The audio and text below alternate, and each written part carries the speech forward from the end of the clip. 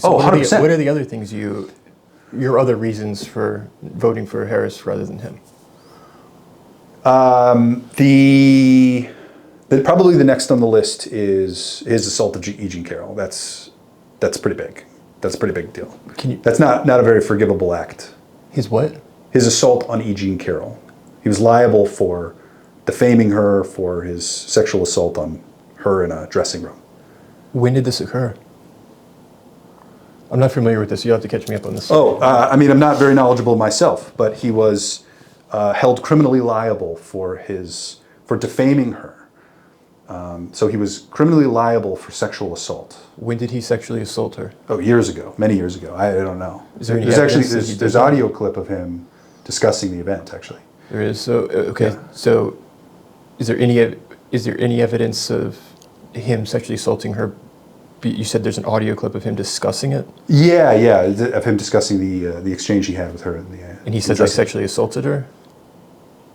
I mean, who says that? No. So he what describes did he say? the event. How did he describe the event? I mean, this is something that is available. I would say that you want to look it up. I mean, again, I'm a layman. I only know what I have heard. So what is the? But he has like an $80+ million judgment to pay to her when he defamed her and denied that he did that. So what is the evidence that you have heard that has convinced you that he is guilty of this? Because surely you've heard evidence if you think. No, it's the judgment. It's just the judgment. The judgment that he has to pay, and that he had to pay again for the Okay, so you think he's guilty because there was a judgment saying he was guilty, so you're saying he's guilty? Yeah, that's my assessment. When someone is convicted of a crime,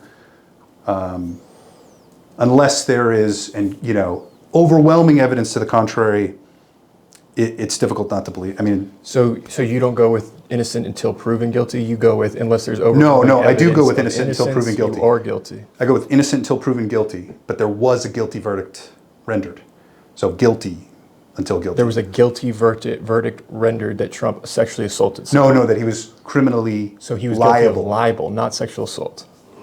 The topic is sexual assault, though. Like, he's denying that he did it. If I'm judged guilty of libel, I'm not being judged guilty of sexual assault. You could say what I said in my libel case was in regards to sexual assault, but that's different. Do you see the difference? Oh, sure. Yeah, I see the difference. But Why would you characterize him? You just a moment ago you said because of his sexual assault. No, because of his criminal liability, his libel. You just said he assaulted this woman. That's right. Okay. That's so right. what are you basing that on? I'm basing that off the criminal judgment. Of libel? That's right. Yeah. Okay. The context of that. Libel, the context of that is. I mean, this is very available. Like the context of what occurred and why he's liable. I mean, can you tell me why he's liable? Like, you don't know the subject. I'm not accusing him of being guilty of sexual assault. I'm saying he's innocent until proven guilty. That's why I'm looking for what proves him guilty. What proves him guilty of being liable is the judgment. That's the only thing he's guilty of. So he's guilty of libel. Okay. That's right. Okay. Yeah, but he is also guilty. But if we rewind the tape, you'll see where you said, That's not a very forgivable act. His what? His assault on E. Jean Carroll. He was liable for defaming her for his sexual assault on her in a dressing room. I mean, perhaps I misspoke, but he is criminally liable. Okay. Where the context of that is sexual assault. I don't want to bug you. This is just like how would I do? This is like No. Fair enough. I mean, no. I think it is.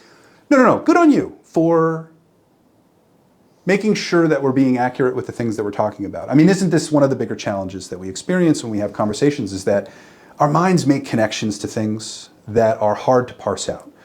And I don't claim to be an expert or a person. I'm doing my best to navigate the world. Yeah. What else? So we've gone through 2 points. Yeah. What's your other biggest reason for voting for Kamala Harris over Trump? Oh, I think that I'm 37, and when I look at the economic prosperity of the country, when it's Democrats, it follows. We follow prosperity, and when it's Republicans, it follows. What are you basing that on? I'm voting for either Trump or Harris. And when I saw Trump in office as an example of what he accomplished, he did 2 things that I measure as pretty impactful. He raised the deficit higher than it's ever been before, and he raised my taxes, me personally. Trump raised your taxes? Yeah, he sure did. The Trump tax plan is the reason why I'm paying so many taxes for the last couple of years. Yeah, I think this is the last year that I So have to pay. what are your thoughts on J.D. Vance and Trump talking about they want to completely get rid of income tax? Does that not interest you? I don't know enough about the consequences of that to comment. I don't know if that has... But you're concerned about tax. You just said Trump raised your taxes. And That's now right. they're saying they would like to lower taxes, but you're voting for Well, hold Harris. on. Income tax, as I understand it, pays for a lot of things. And I'm not sure... What taxes did he raise? He raised...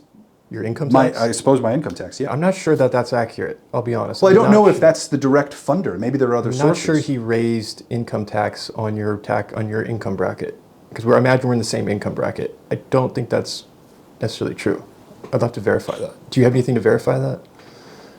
Well, so much of how I navigate the world is based on what I hear.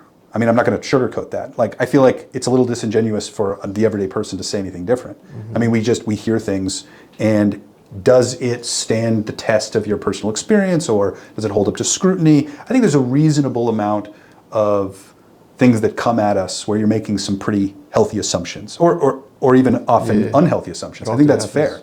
I am very open to thinking new things, to having new information be introduced. So if we were to look into this and say and discover, oh, Trump did not actually raise your taxes. He actually would like to lower them.